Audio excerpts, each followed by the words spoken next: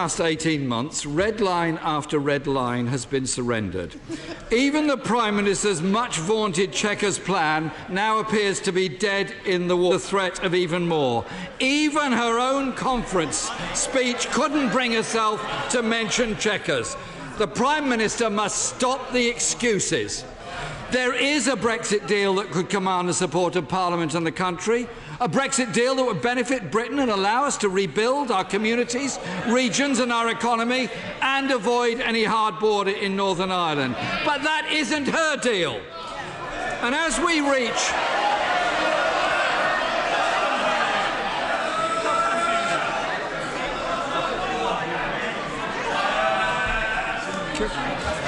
we reach a critical point in this nation's history, we need a Prime Minister who will for once make the right decision and put the country before her party and stand up to the reckless voices on her backbenches and within her cabinet. For too long, this country has been held hostage to those in her party who want to drive through a race-to-the-bottom Brexit deal that lowers rights and standards, sells off our national assets to the lowest bidder. Mr. Speaker, it is clear. Order, Mr. Heapy. You're normally such a good-natured and laid-back fellow. I don't know what's happened to you. I don't know what you had for breakfast, but tip me off afterwards and I'll make sure to avoid it. We need an atmosphere of calm. Nobody, questioner or anybody answering, namely the Prime Minister, nobody in this chamber will be shouted down. And that's the end of it. It's as simple as that. Jeremy Corbyn. Thank you, Mr. Speaker. Mr. Speaker, it is clear that the Prime Minister's failure to stand up to the warring factions of her own side have led to this impasse. Let me remind the Prime Minister and her benches what they signed up to just 10 months ago. And I quote, "In the absence of agreed solutions, the United Kingdom will maintain full alignment with those rules of the internal market and the customs union, which now or in the future support North-South cooperation, the all-Ireland economy and the protection of the 1998 agreement." Does that still stand? Interesting question for the Prime Minister. Mr. Speaker, what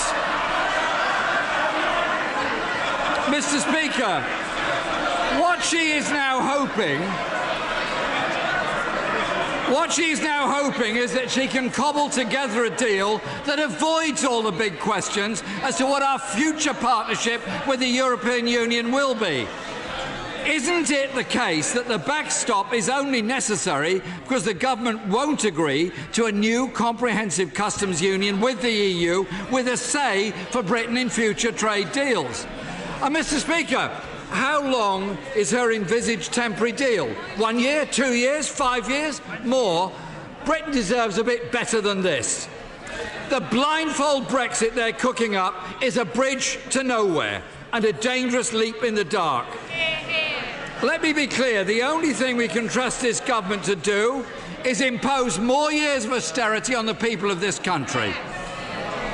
Mr. Speaker, the Prime Minister wants to present Brexit as a choice between her deal and no deal. This is simply not the case. There is an alternative option, an alternative that can command the support of Parliament and the country. Labour has set out our 6 tests.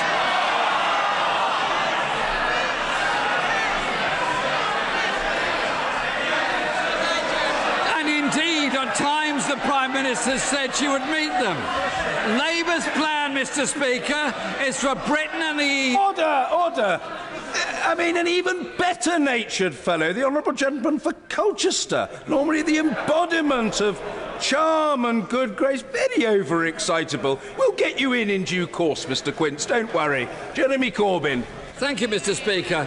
Labour's plan is for Britain and the EU to negotiate a permanent customs union to protect jobs and manufacturing. We want a deal that allows us to strengthen rights and working standards so we can avoid a race to the bottom.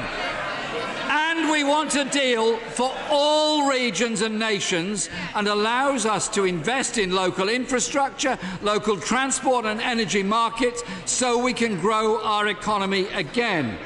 Labour will not give the government a blank cheque to go down the reckless path they're set on at the present time. Let me be clear, Mr. Speaker, the choice for this Parliament should never be her deal or no deal.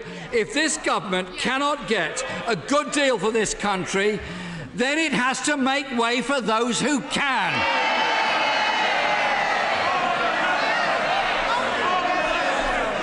The Prime Minister, Mr. Speaker, faces a simple and inescapable choice. Be buffeted this way and that way by the chaos of her own party, or back a deal that can win the support of Parliament and the people of this country. Prime Minister! Thank you, Mr. Speaker. Perhaps I could point a few things out to the right honourable gentleman. First of all, he said that the discussion on the backstop was in order to avoid the questions of the future relationship. If he had actually listened to my statement, which in fact he had received an early copy of, he would have seen that I made clear that actually we have made good progress on both the structure and scope of the future relationship, which we've been discussing alongside the withdrawal agreement. He also talks about there being a better deal available. Well, we never hear from the Labour Party exactly what deal it is that they think they want. What we have seen... Order! Far too much noise. I said a moment ago the Leader of the Opposition must be heard. The Prime Minister must be heard. Prime Minister. What we have heard from the Labour Party is that at one point they say they want to do really good trade deals around the rest of the world. The next moment they want to tie us into the Brussels trade deals by being part of the customs union. One minute they say they want to respect the vote of the British people in relation to free movement. The next minute they say, well, actually, no, free movement is still on the table. So what we see from the Labour Party is constantly no firm proposals on this particular issue. They also talk about being in a customs union, and can I say to the right honourable gentleman, this is perhaps the sort of detail he may not have recognised, but even if you were to go down the route of the sort of deal that might involve being in a customs union, it would still be necessary to have a backstop in case there was a delay between bringing that in and the end of the implementation period. And certainly on this side of the House, we're very clear about our commitments to the people of Northern Ireland and our commitments to the United Kingdom. And then he said, what have we got to show for all of this that has been undertaken? What we have got to show for it is the vast majority of the withdrawal agreement agreed and significant progress and agreement on the structure and scope of the future relationship. And what we also have to show for it is a government that is determined to deliver on the vote of the British people, unlike an opposition that wants to frustrate the people's vote and frustrate Brexit. Mr. Ian Duncan Smith. Mr. Speaker, can I urge my right honourable friend not to listen to the groundhog opposite who doesn't have any interesting questions, but to rely on one specific question of all, which is, I agree with my right honourable friend that we are not and will not be in the customs union, that is a pledge that she made and which the British people voted for, to be out of the customs union. But the question I ask her is, when she made her decision on that, how long does she think that this temporary arrangement might last? And most importantly, who would make the final decision as to when it ends? I say to my right honourable friend that in relation to the UK-wide customs arrangement, we set out when we published our proposals in June that we would expect that to end by December 2021. But I also say to my right honourable friend, he asked me what I want to see and what I think in relation to this arrangement. I don't want to see the backstop having to be used at all. What I want is to ensure that we deliver for the people of Northern Ireland through the future relationship, and that future relationship comes into place on the 1st of January 2021 when the implementation period ends, so that we don't have to see this backstop arrangement being used at all. Mr. Peter Grant. Thank you, Mr Speaker. I'm grateful to the Prime Minister for the advance sight of her speech. Can I first of all apologise on behalf of my right honourable friend from Rossguy and Lochaber, who, as often is the way, coming from a remote location, has been delayed in transit.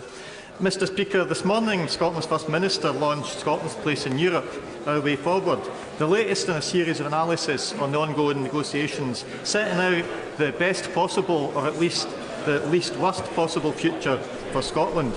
The first of these Scottish Government analysis papers came 18 months before Chequers, and to date hasn't led to a single resignation from the Scottish Cabinet. The sense of unity and responsibility being demonstrated by the Government in Edinburgh could hardly be in a more marked contrast to what we see from the UK Government here today.